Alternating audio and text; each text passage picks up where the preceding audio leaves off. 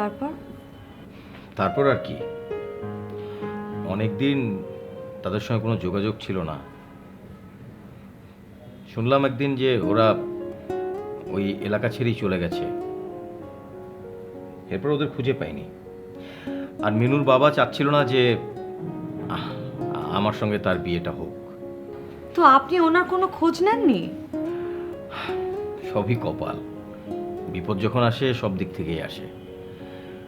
আমি চেয়েছিলাম, কিন্তু ভিসা জটিলতায় পড়ে আমি আসলে ওই সময় দেশেই আসতে পারিনি। পরে যখন এসছি দেশে, ওদেরকে আর খুঁজেই পাইনি। যাই হোক, তোমাদের আসলে কথায় কথায় বলে ফেললাম, এগুলো সব বাদ দাও। বাদ মানে? মামা তুমি কেন আগে এই কথাটা বলো না কেন?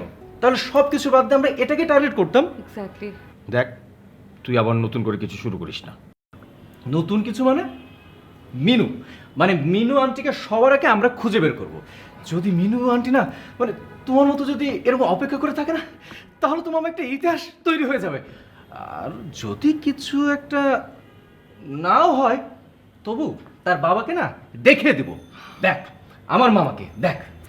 আচ্ছা ঠিক আছে, তাহলে এখন আমাদের মিশন হচ্ছে ওনাকে খুঁজে বের করা।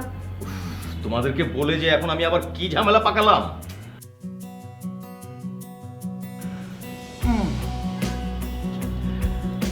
কোনো ঝামেলা পাকাওনি মামা।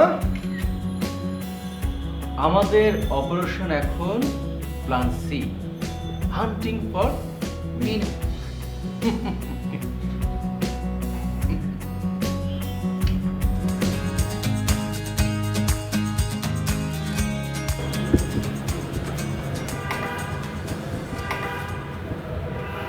কারা আপনারা? কাকে চাচ্ছেন?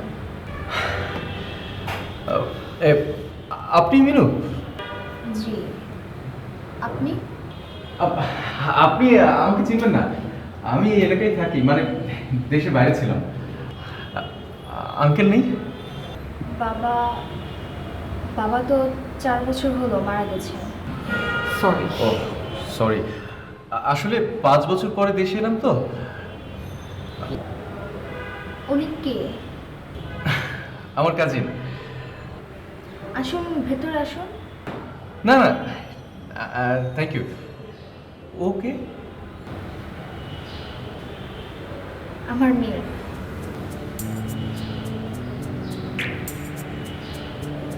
ও আসুন আপনারা ভেতরে। না না না, ঠিক আছে, থ্যাংক ইউ, আরেকদিন আসবো। হ্যাঁ জি। আসি।